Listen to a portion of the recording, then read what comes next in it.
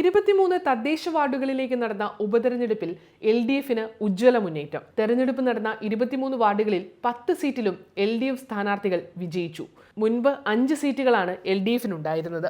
13 seat കൈവശമുണ്ടായിരുന്ന UDFന് 10 സീറ്റുകളിലേ വിജയിക്കാനായുള്ളൂ. BJP 4-ൽ നിന്നും 3 സീറ്റിലേക്ക് ചുരുങ്ങി. ഒരു സീറ്റിൽ സ്വതന്ത്രനും വിജയിച്ചു. UDFിൽ നിന്ന് 4 വാർഡുകളും BJPയിൽ നിന്ന് 3 വാർഡുകളും LDF പിടിച്ചെടുത്തു. LDFന്റെ ഒരു വാർഡിൽ കോൺഗ്രസും ഒരു വാർഡിൽ BJPയും ജയിച്ചു. പത്തനംതിട്ടയിൽ കഴിഞ്ഞ തവണ സ്വതന്ത്രൻ ജയിച്ച വാർഡിലും ഇത്തവണ UDFന് ജയിക്കാനായി.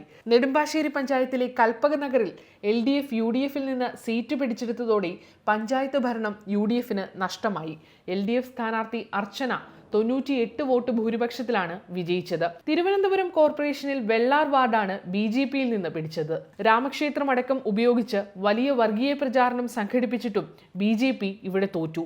LDF സ്ഥാനാർത്ഥിയായ P. ബൈജു 157 വോട്ടിനാണ് വിജയിച്ചത്.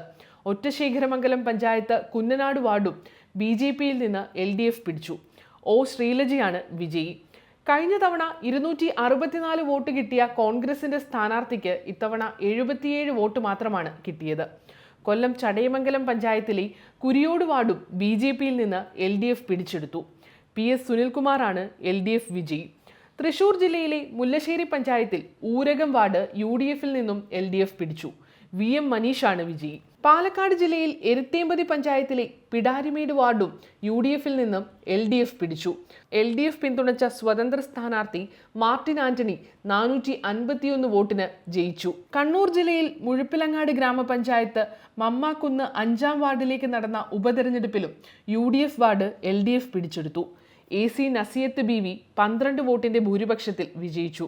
മാധ്യമങ്ങളും വലതുപക്ഷവും എത്ര ശ്രമിച്ചാലും ജനങ്ങളെ LDFനെതിരാക്കാൻ കഴിയില്ലെന്നാണ് തദ്ദേശ തെരഞ്ഞെടുപ്പ് ഫലം തെളിയിക്കുന്നതെന്ന് CPIM സംസ്ഥാന സെക്രട്ടറി MV ഗോവിന്ദൻ പ്രതികരിച്ചു. ലോക്സഭാ തെരഞ്ഞെടുപ്പിന് മുന്നോടിയായി നടന്ന തദ്ദേശ തെരഞ്ഞെടുപ്പിലെ LDFന്റെ ഈ മുന്നേറ്റം പാർലമെന്റ് തെരഞ്ഞെടുപ്പിന്റെ ദിശാസൂചികയായി മാറുമെന്നാണ് വിലയിരുത്തൽ.